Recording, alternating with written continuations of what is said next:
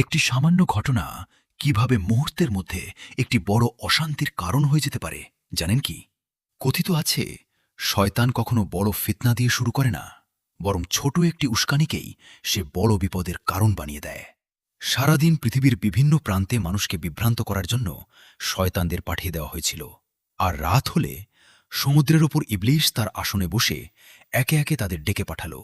সে জানতে চাইল আজ কে কতটা মানুষকে বিপথে নিতে পেরেছে। এক শয়তান এসে বলল, আজ আমি দুই ভাইয়ের মধ্যে এমন রাগ সৃষ্টি করেছি যে তারা একে অপরের সঙ্গে মারামারি করেছে। আরেক শয়তান বলল, আমি একজন মানুষকে দুনিয়ার ব্যস্ততা আর নানা অজুহাতে এমনভাবে ব্যস্ত রেখেছি যে সে নামাজের সময়ও নামাজ আদায় করেনি। ইবলিশ এটিও শুনে সন্তুষ্ট হল। এভাবে কেউ মানুষের মনে অহংকার ঢুকিয়েছে, কেউ হিংসা, কেউ সন্দেহ, কেউ বা গীবত ও ঝগড়ার মাধ্যমে মানুষের সম্পর্ক নষ্ট করেছে। একে একে সবাই নিজেদের কাজের কথা বলল। সবশেষে ইবলিশ একজনকে জিজ্ঞেস করল, তুমি আজ কি করেছ? শয়তানটি মাথা নিচু করে বলল, দাদা, আমি তেমন কিছুই করতে পারিনি।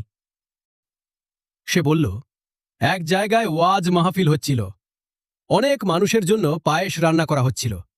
আমি সেখান থেকে মাত্র এক চিমটি পায়েস নিয়ে এটি গাছের গায়ে লাগিয়ে রেখে এসেছি। ইবলিশ হেসে বলল, এটাকে আবার শয়তানি বলছ?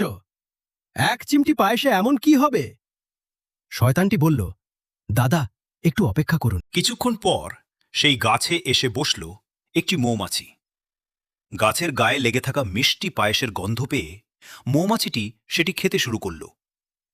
ঠিক তখনই একটি টিকটিকি মৌমাছিটিকে ধরতে এগিয়ে এলো।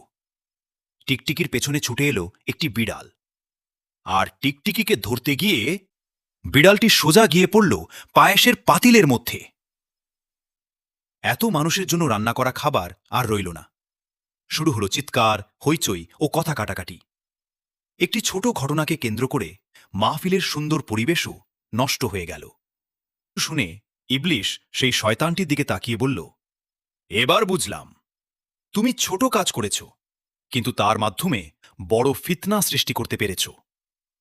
এই কাহিনীর শিক্ষা হল, শয়তানের প্ররোচনাকে কখনো ছোট করে দেখবেন না।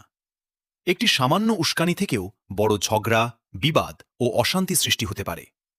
তাই কোনো ছোট ঘটনাকে কেন্দ্র করে রাগ বা ঝগড়ায় জড়িয়ে পড়ার আগে থেমে যান।